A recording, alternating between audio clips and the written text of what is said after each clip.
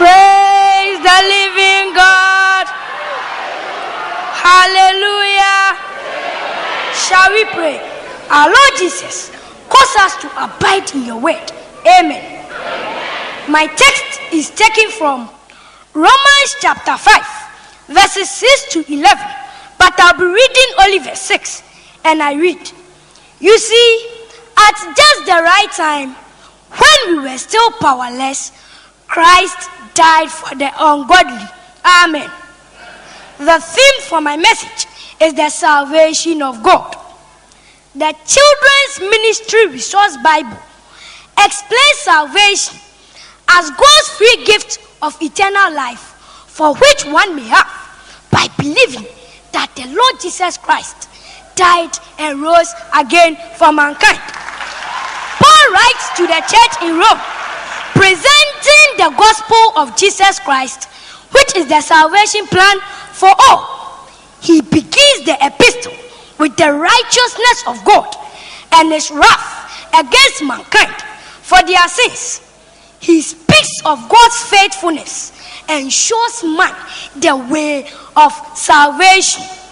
In chapter 5, verse 1 to 5, Paul tells his audience that they have been justified by faith, and through the Lord Jesus Christ, they had gained access into his grace. Praise God.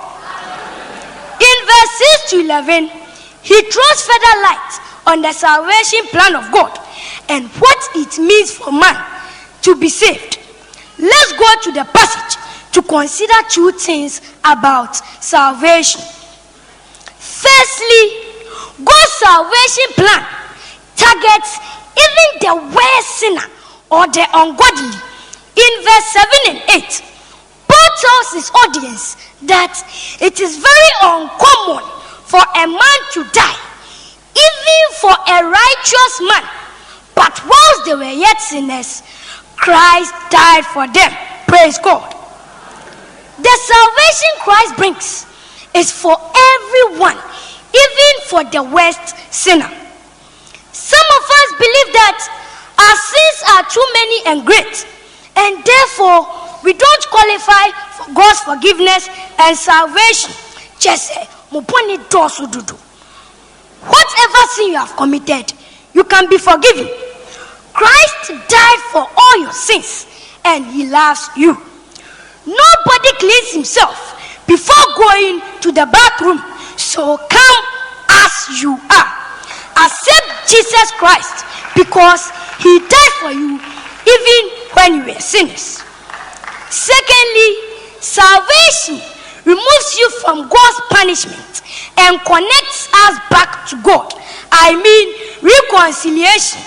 In verses 9 and 11, in these verses, Paul tells his audience that the blood of Jesus had declared us or made us righteous in the sight of God, and therefore we're no more enemies of God. Paul talks of the judgment and punishment in chapter 2, where he says evil people will get distressed and distraction.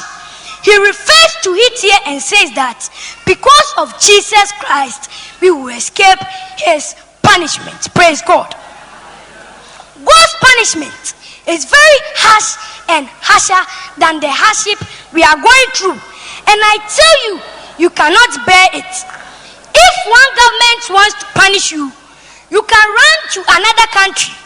But if the creator of the heavens and earth is punishing you, where will you go or run to?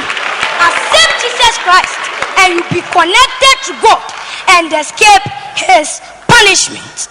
In conclusion, I encourage you to accept Jesus Christ as your Lord and personal Savior. For one, he died for you even when you were a sinner. Two, his salvation would help you escape God's punishment. God richly bless you. Amen. Amen. God richly bless you too.